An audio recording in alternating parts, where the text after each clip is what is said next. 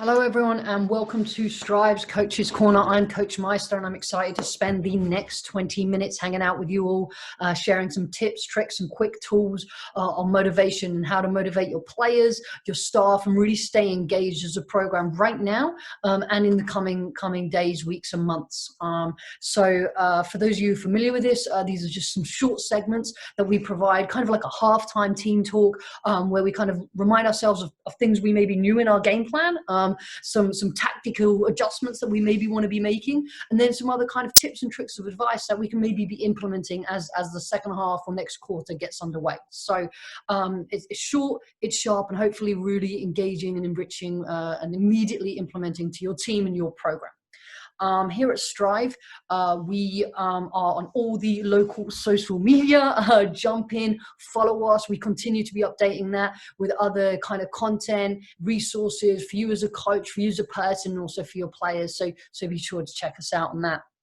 As an organization, this is work that we do year round, have been doing so for a couple of decades now. We travel throughout the country to engage with programs, both players, coaches, and administrators, all the way from middle school all the way into college age, where we work to develop individuals into character-driven leaders. We do that through really intentionally designed and really hands-on curriculum. We really do believe, especially in this moment in time more than ever, that how you lead matters, and being really intentional about that. So we've got a research-based curriculum that we deliver in a variety of ways, be that workshops, retreats, one-offs, virtual interactions like this.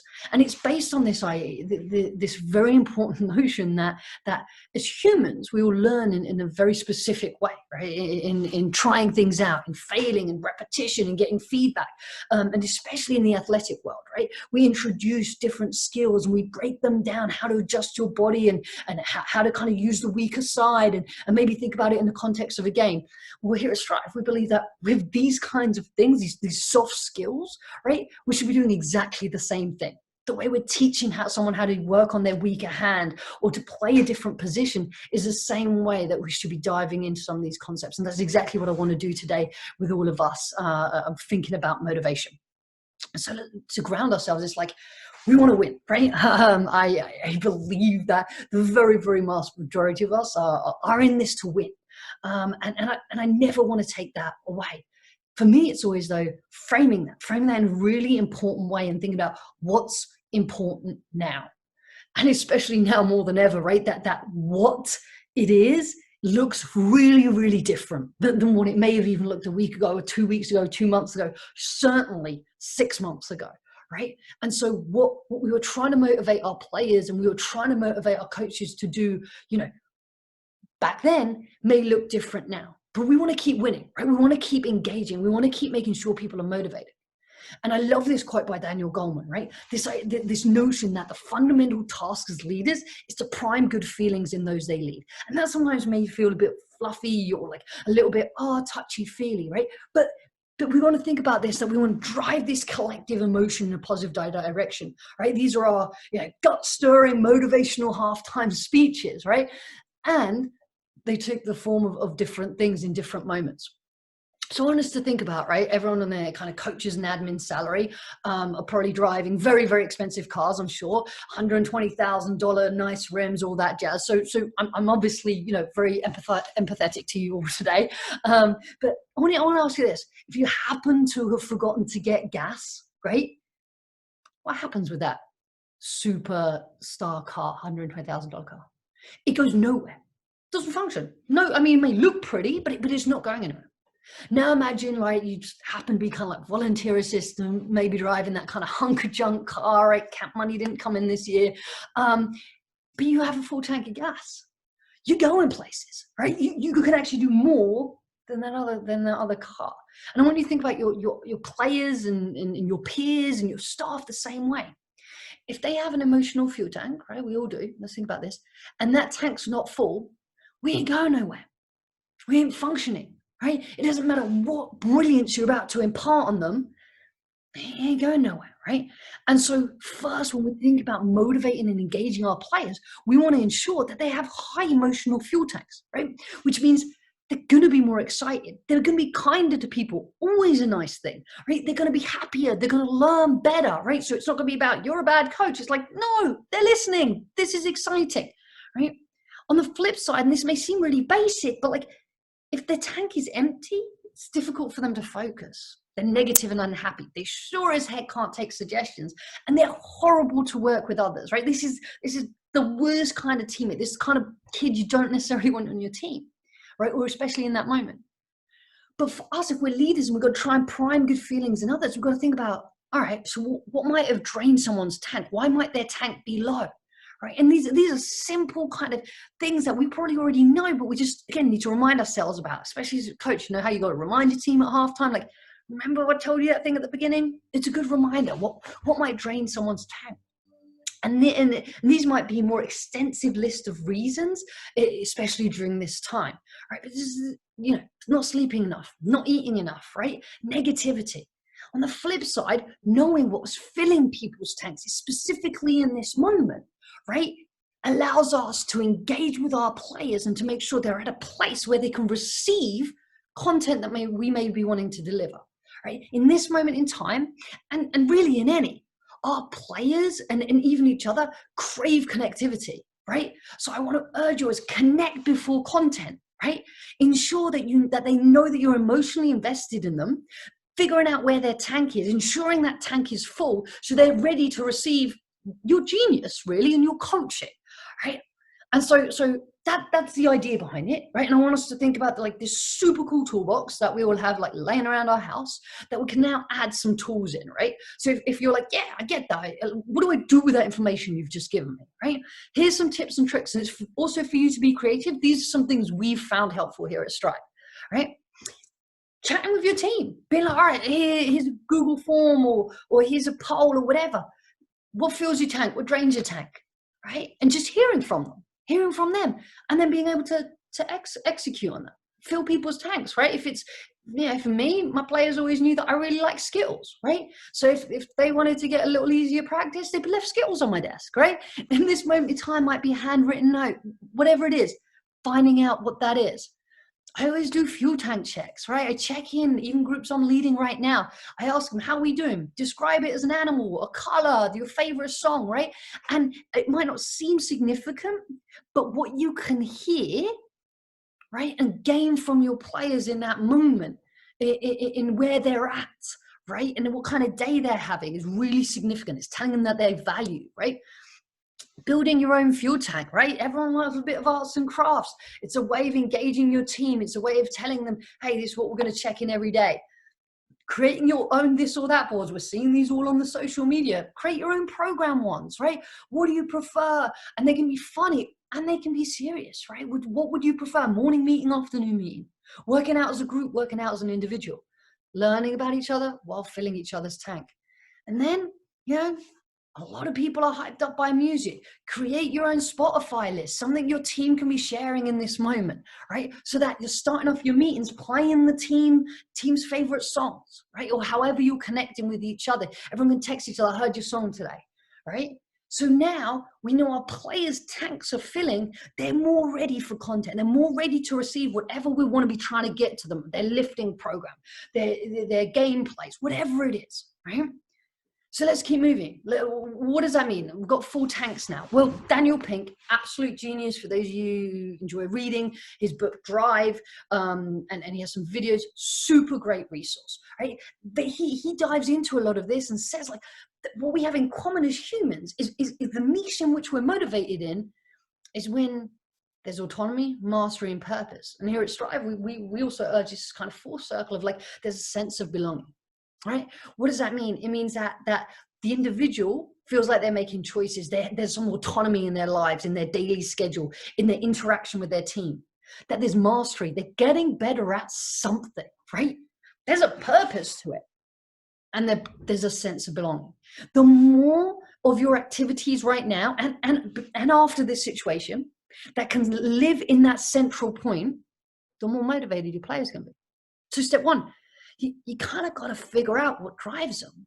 Right, autonomy, right, means there's something individual about them. There's something special. So Simon Sinek, again, look him up. Great videos, great books. His book Start With Why, right? Says people don't care what you do; they care why you do it, right? So all this stuff that we're trying to do here, trying to do there, stop for a second and ask, like, why? Who's this engaging with? What does my player really want? What drives them? What's their core values? What's really central to their core?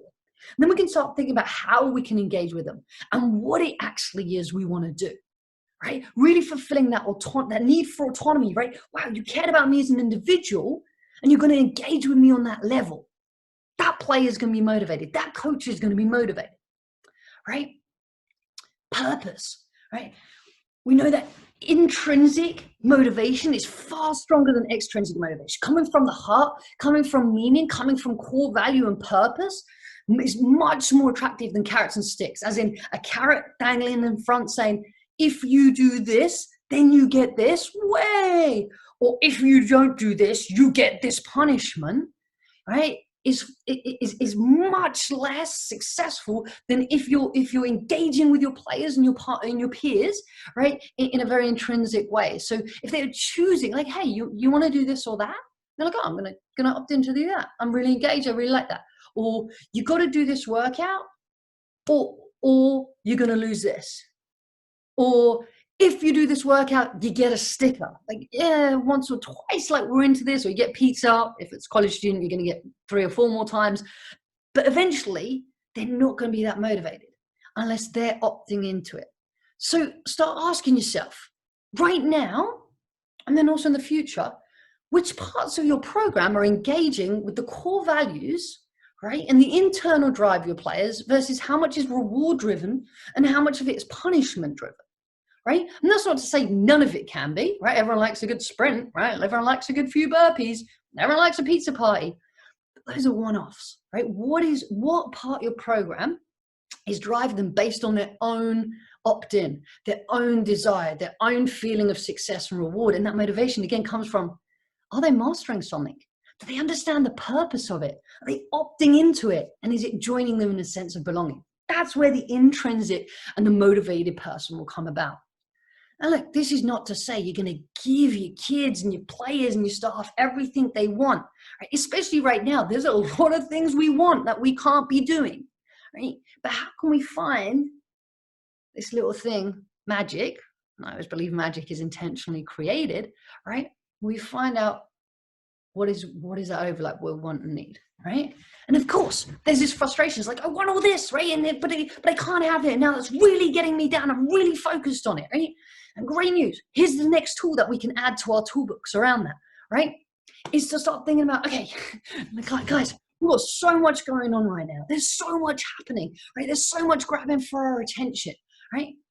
Imagine we got a big pizza, right? Clearly I'm hungry, right? But imagine we have a big pizza, right? But there's only 100% of it. So if we start handing out slices willy-nilly, there ain't gonna be none left for us, right? And it's the same with our energy right now, right? And the same as our players' energy and our other staff members' energy. It's like we only have a limited amount of energy. So we got to make sure that we are giving that to things that matter and the things that are important. And those are really the things that we can influence and control, right? If you are under stay-at-home orders or we have social distancing, right? Like that is the way it is, right? We can't control that. Can we influence it? Yeah. Be sensible, adhere to rules, right? Put some energy into that. But yeah, I want to stop it. I want to make it go away. There's not a lot we can do there, right? Or like, man, I wish my season hadn't been cancelled. I'm so upset. It's so annoying. Agreed. And we need to work through those emotions. And we can't really change that. So what situations, what things can we influence on so we can focus in on that, right? We want to recognize those emotions and those situations. We want to hone in our energy on the things we can control. Let's put it into simplistics of terms, right? For those of you who coach outdoor sports, it's when you play a shot and they're like, it's raining, it's cold. And you're like, well, like, what? Why didn't you dress for the weather? Hopefully you didn't bring an umbrella. But like, why do you wear your Under Armour? Like, oh, can we shorten the practice? No. There was things you could have done to control this. And so in this situation, we acknowledge, right? What's going on? But how can you say, well, what's something we can control? I wish we could hang out more. Okay, like, are there ways that we can come up with that we can meet that want and the need at the same time? Let's focus on the solutions. Let's see solutions. Let's default to yes, instead of like just being so paralyzed by problems. We put our energy into what we can control. All right. And I also like to think about it as a donut of influence, right? So yes, there's things you can absolutely control and absolutely can't. And then there's some in that in between area, right? So let's have the fun bit of the donut. Let's eat away at the things we can influence and control. Donut Fridays are always a good idea and highly recommended. So what does that leave us? What are the quick tools? What are the quick tips we can implement in this second half, in this next quarter, right? So we've got a circle of control. Start chatting about this with your players and your staff. Right, start talking about like, hey, tell me some things that are frustrating or that you want and that you need, and let's see where they land, and then we can see where we're going to put our energy. Right. Another thing I encourage you to do is start getting your players to design these personal success rhythms, coming up with 4, 5, or 6 things that they want to do at least 3 or 4 times a week that they want to do. Right, that they're going to be fulfilled by that autonomy coming in there, that mastery, that purpose. Right, and that they could be checking off. They're like, yeah, I've done it. But they're starting to feel motivated. They're starting to feel engaged. Their fuel tanks are higher. They're more likely to engage with you and your team, right? And even you can take that one step further. Maybe you're letting them make one set and you're making a team set, and then you're putting them together, right? And now you've got this personal, this team success rhythm. That can even take on the form of like some of those bingo boards that we've all been seeing, right? They can start posting those on social media. They can be having fun with them. Right? But they're motivated because they're engaged in the process. You're taking into account the things that they want and they need. There's purpose, there's mastery, there's autonomy, and they belong, right? So it could look something like this. Some of my own little things, some of our team things, and we're checking them off, we're accomplishing things, right? Maybe you're coming up with cool ways to watch Netflix shows together, right? To share different blogs and have discussions about them, right? Maybe it's not always about the sport right now, but it's finding ways to pour into the person so that when you need them to do that task, they're motivated to do it, right? So I've kind of covered a whole array of things here, and hopefully there's a couple of tidbits that you can be like, yeah, we can try that next week. Or we can try that right now. Or this will make sense when our season starts, right? We think back that we can really hone in on ensuring that our players and our peers have full emotional tanks, that we're filling their tanks, that the tasks we're setting, the opportunities we're giving them, there's autonomy, there's mastery, there's purpose, and there's a sense of belonging, right? And that's how you're going to get motivation in your program. So I'm really excited that you spent this time with us at Strive here today. We'll be doing these coaches corners regularly, and here are some of the upcoming topics that we'll be sharing with you all. Feel free to invite some colleagues, some friends, family, players, whoever you want to come join in. And we'll be really excited to share some really kind of practical hands-on tips next time around. Here are some resources that I referenced during this presentation. Again, reach out directly to me or to our organization, and we'll be happy to share even more of those. Hit us up on social media, and thank you once again for spending this time with us. I'm Coach Meister, and this was Strive's Coaches Corner.